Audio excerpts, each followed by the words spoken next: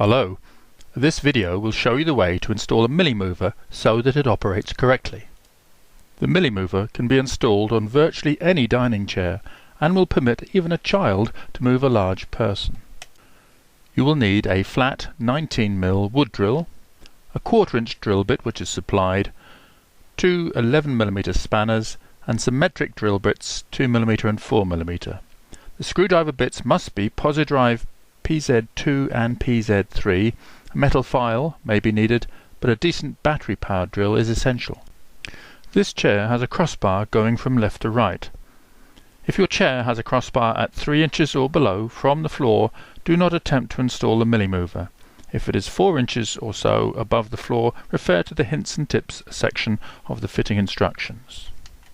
To prepare the chair, remove any plastic buttons or pads from underneath the four legs. Or if your chair looks like this, undo the 4 screws holding the wooden skis and remove them. Start by marking a hole with the wood drill 27mm from the end of each rear leg.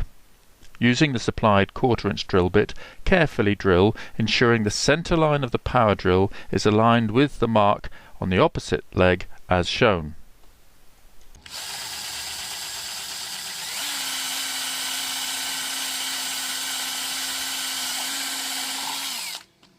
This chair is designed with twisted rear legs. No matter what style of leg, you must always drill at right angles to the front to back line of the chair. For a chair with straight legs, the hole should be in the middle of the leg. Using the thin nut, tighten until the bolt head slightly digs into the leg. This is the rear wheel assembly. Tighten the nylock nut, but do not overdo it, as you could distort the axle tube. Trim the bolt if necessary and use a file to ensure no sharp edges. Find a flat surface and check that the chair is foursquare. If it is not exactly right, you can adjust this at the next stage. The 19mm hole under the front legs should be about 2mm deep, but you can vary it so the chair stays foursquare. To protect the screw that holds the rubber washer, drill a pilot hole using the 2mm drill bit.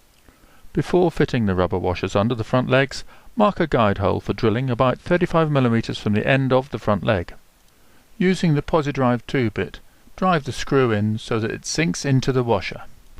As delivered, you can see this frame needs to be bent to the correct size for the chair.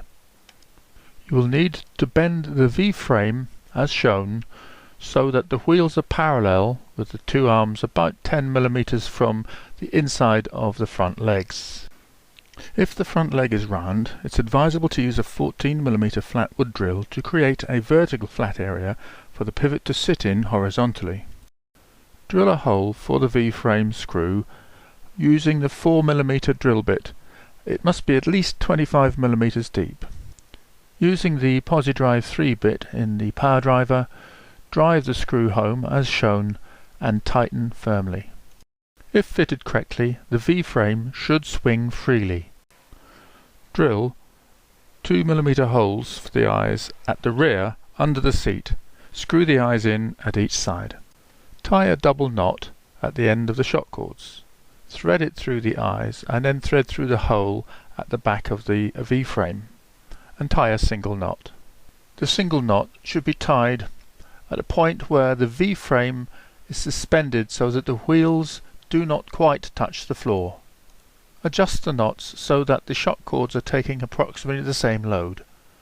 Once completed, you have finished installing the milliemover. Congratulations. This is what the finished arrangement should look like. With the single knots tightened, the front wheels should be just above the floor.